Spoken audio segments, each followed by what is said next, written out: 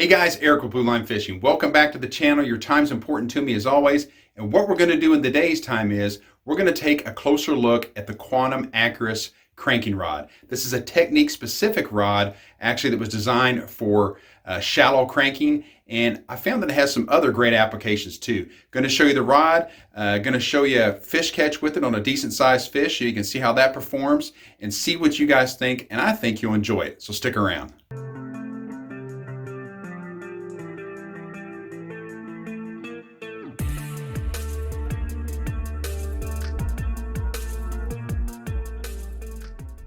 Okay guys, so this is the Quantum Accurist cranking rod. The specifics on this rod, to kind of get those out of the way before we start taking a little bit deeper look at this rod.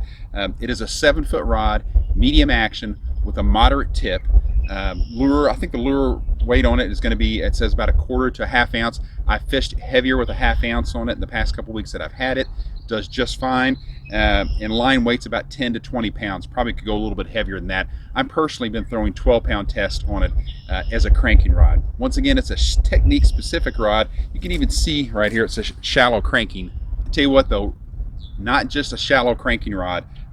This rod also has other applications, and I'll explain those here in a minute. Okay, so as far as the makeup goes on this rod, it is a composite rod, and it is actually a composite blend.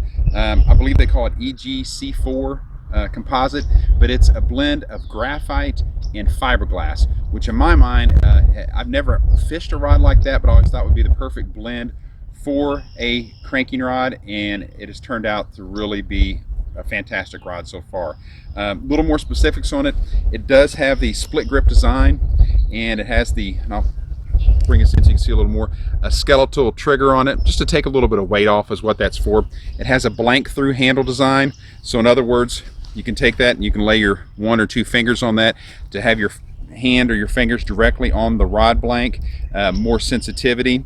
Has EVA foam grips on that split handle design, and it also has, try and give you a look straight down in here, 9 guides on it. And if you watch some of my other rod or reel review videos, my other rod review videos, I'm a big believer in the more guides the merrier. Not an overabundance, but you know, 8, 9, 10 guides are great, because I think more guides, more sensitivity, for 2 reasons.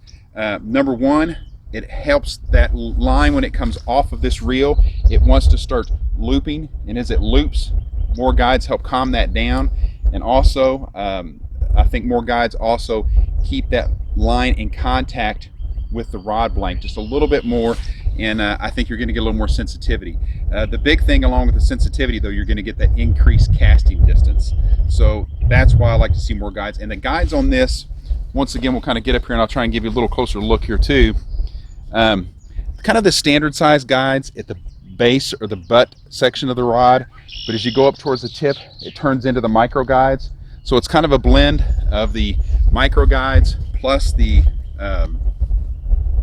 standard size guides that are on this rod. So I've had this rod, like I said, a couple weeks. I've had it out fishing pretty extensively, at least 4 or 5 times, and I've caught quite a few fish with it, some smaller fish, a couple nicer fish, and I can tell you it does a great job at handling those fish. And what I really like about this rod, you may be able to tell, it's a little bit fatter at the base than your standard cranking rod, and you'd think it would be really kind of bulky and heavy. It's not. It's just the way it tapers, and it tapers to a nice quick tip on it. So really about 2/3 of the rod to probably about this 4th guide right here. I'd say somewhere around in here, around that 4th or 5th guide. It has a lot of backbone to it, and then it has a lot of give, that moderate tip which you want on a crankbait rod. Or I've also found this to be a fantastic chatterbait rod. If you guys throw a lot of chatterbaits, even spinner baits, but especially those chatterbaits, I really enjoy throwing chatterbaits on this, because with the crankbaits, and like right here, I've got a 100 series bandit on here for shallow water cranking. But when you have those crankbaits and those chatterbaits, you don't want to rip it right out of that bass's mouth, that fish's mouth. So what that softer tip does for it, it lets that backbone drive in and that softer tip give, and then that softer tip will kick in and drive those hooks home without ripping it completely out of the fish's mouth or away from the fish on the hook set.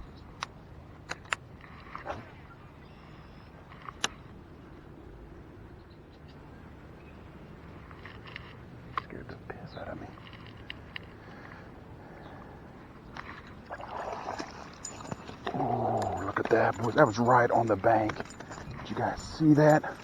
That was good stuff, man. That's probably, oh, he's gonna be 3 3/4, I bet you, something like that. All right, we're gonna let her go. Pretty, pretty, pretty. She gone. What this rod helped me do was, it helped me, I don't know if you could see it on the GoPro footage, I'll get back, I have to review it, but she hit this thing not 2-3 feet right off the bank. I was able to sling her on there without ripping the hook right out of her mouth. I watched her eat this double willow leaf blade spinnerbait. I watched her eat it, but once again, this tip on this rod, you can see how much it's got, like we were talking about earlier, about the fourth, or it's probably going to be, yeah, but the 4th or 5th guide down is where that bend really kicks in, or really down is where the butt kicks in, and then towards the tip is where it really gives and lets it flex. So it lets this rod load up. So it lets this rod load up in the fish's mouth with this butt of this rod, and then this tip gives just enough that you're not ripping it out of their mouth, and then you can really get the leverage that you need with this Quantum Accurist rod. I'm super impressed with this rod. I love it. I'd say, especially at that price point, $100. It is a middle of the road price-wise rod, not super expensive. I highly recommend one if you want one specifically, technique specific, for cranking spinnerbaits, chatterbaits, things like that. It's fantastic. You guys will love it. So like I say, I found it to be a great chatterbait rod. Another thing I found it to be awesome for is a frog rod. I know a lot of guys want that big, medium, heavy, or heavy rod for frogging, but you tend to want to rip that away from their mouth once again, like you do a lot of times with the crankbaits or chatterbaits. Really lets them eat that, and you can get in there and set that hook. And I found that even though this is a medium weight rod with that fiberglass composite in there, I can still horse those fish out of not only the weeds, but I can horse them out of timber.